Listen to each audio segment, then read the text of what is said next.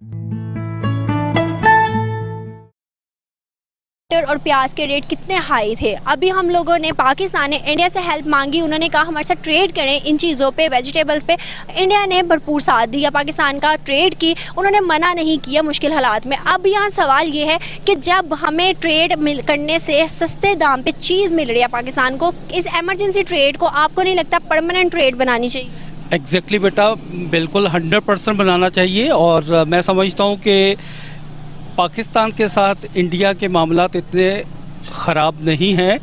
ये पॉलिटिकल जो हमारे प्रॉब्लम हैं वो इनको ख़राब बनाते हैं, वो भले इंडिया के लोग हों भले हमारे पाकिस्तानी लोग हों।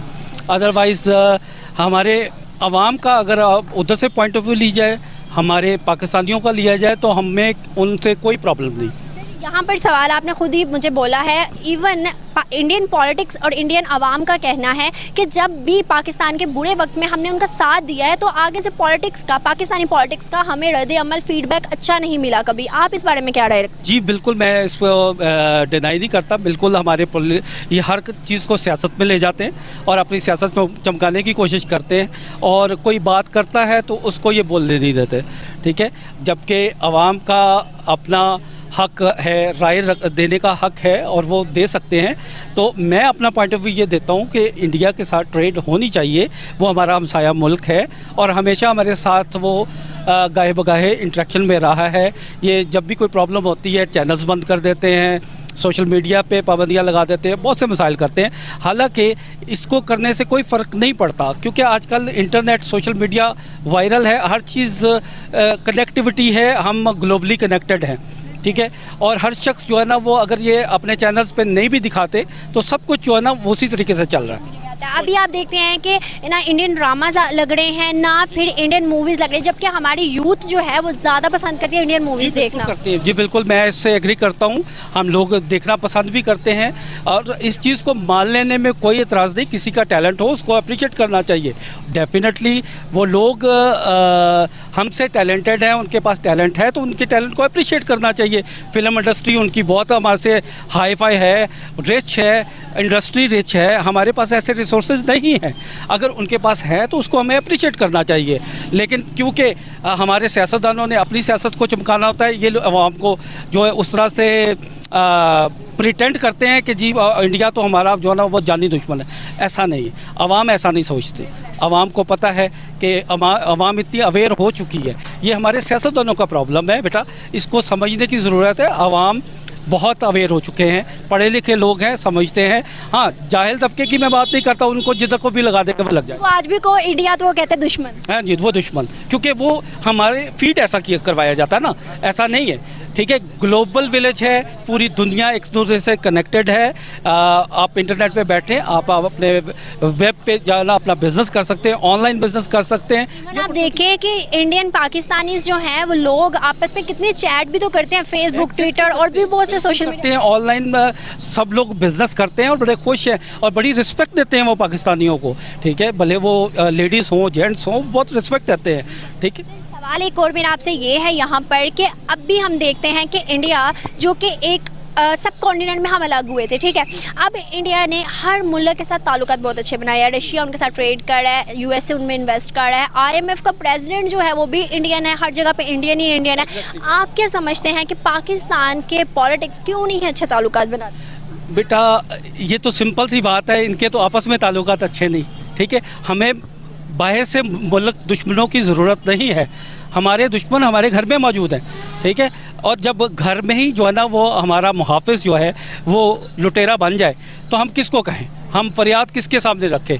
को नहीं लगता यहाँ पर हमारे पॉलिटिक्स कहते हैं कि नरेंद्र मोदी जो हैं, लेकिन क्या है कि उनको हमेशा डिग्रेड किया जाता है पाकिस्तान में। ये कोई ढकी छुपी बात नहीं है। हर कोई कहता है कि नरेंद्र मोदी अच्छे इंसान नहीं है, या फिर कोई भी वजूहात देखते हैं तो वो कहते हैं नहीं नहीं ये ऐसे हैं, ये कश्मीर पर जुल्म कर रहे हैं। आपको क्या लगता है कि अभी तक अगर हम देखें उसी बंदे ने अपने मुल्क को इतना डेवलप किया कि आज उस मुल्क में लोग आते हैं और इन्वेस्ट करते हैं? डेफिनेटली सर जी, पाकिस्तानियों के लिए शायद वो बुरे हो सकते हैं क्योंकि यहाँ पे अपने इनके जज्बात हैं, क्योंकि हर चीज़ में जो है ना वो हम एक्सट्रीम लेवल पे चले जाते हैं। ठीक है, अगर एक बिजनेस माइंडेड बन के सोचा जाए तो नरेंद्र मोदी मैं समझता हूँ उसने पूरे 5 साल पहले निकाले, उसके बाद दोबारा आया, उसने पाकिस्तान के साथ अच्छे ताल्लुकात बनाने की कोशिश भी की, वो पाकिस्तान आया भी। ठीक है, उसने नवाज शरीफ के साथ मुलाकातें भी की, सब कुछ हुआ, लेकिन हमारे दूसरे जो एक तबका बैठा हुआ है पॉलिटिक्स वाला, वो नहीं पसंद करते। ठीक है, हम इसको मतलब अब इसके ऊपर क्या बहस करें, सबको पता है कि क्या मसाइल चल रहे हैं। तो अगर वो इतना ही बुरा हो तो उसको इंडियन नेशन इतना एक्सेप्ट। पाकिस्तान की जो जिसे आप कह लें कि जो सब्जियां थी वो तो तबाह हो गई। अब पाकिस्तान में 4 गुना या 6 गुना या 8 गुना महंगी सब्जियां जो हम कहीं और से लेंगे या उनकी कीमतें बढ़ चुकी हैं, तो उससे ज़्यादा अच्छा नहीं है कि हम वो चीज़ें इंडिया से इंपोर्ट कर लें। मैं बहुत सारे इंडियंस को जानता हूँ, खास करके पंजाब में, और वो जो स्टेट्स जो पाकिस्तान से नेबरिंग स्टेट्स हैं, वो कहते हैं कि भाई हम तो पाकिस्तान को चाहते हैं कि ट्रेड खुले, ताकि हमारी जो सब्जियों की कीमत या जो हमारी प्रोडक्ट्स की कीमत इंडिया के अंदर बाकी शहरों में जाती है सस्ती हैं, वो हमें पाकिस्तान में बेहतर दामों मिल सकेगी। तो ये मौका अच्छा है, इसमें कम से कम इन चीज़ों को तो ओपन अप करने की ज़रूरत है, बजाय इसके कि हम इस चीज़ में लगे रहें कि नहीं जनाब हमें ट्रेड नहीं खोलनी, जिसमें इंडियंस का भी फ़ायदा होगा, पाकिस्तान का भी फ़ायदा होगा, और इस तरह के क्राइसिस सिचुएशन से ही कोई रास्ता निकालें और फिर आप चीज़ों को ले चलें। जब इंडिया ने 370 और 35 से का जो कॉन्स्टिट्यूशनल चेंजेस कश्मीर में की, तो उस वक्त पाकिस्तान ने कहा जी कि हम इंडिया के साथ किसी किस्म की ट्रेड नहीं करेंगे।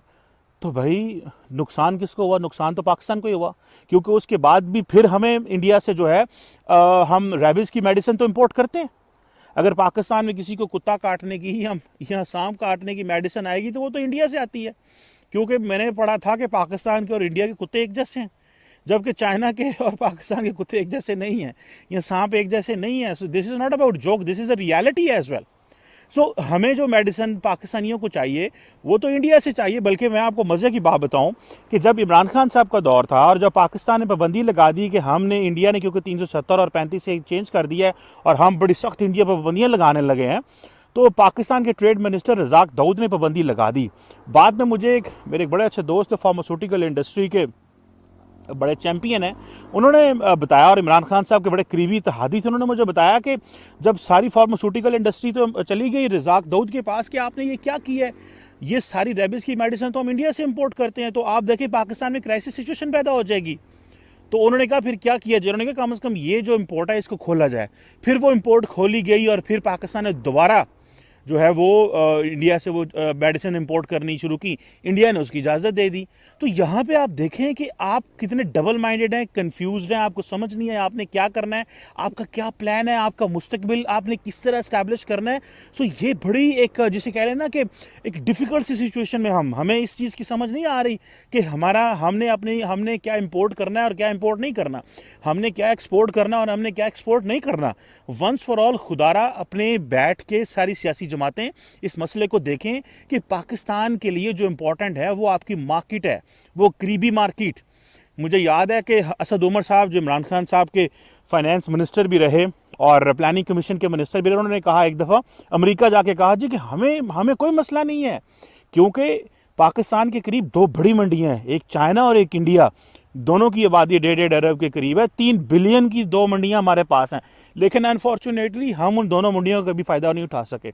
हम फ़ायदा इसलिए नहीं उठा सकते क्योंकि हमें पता है कि वो मंडियां जो हैं हम उनको कम्पीट ही नहीं कर सकते। हमने अपने बिजनेसमैन को इतना पैम्पर करके रखा हुआ है, हमने अपने बिजनेसमैन को इतनी असिस्टेंस दी हुई है कि वो बिजनेसमैन जो है वो किसी से कम्पीट ही नहीं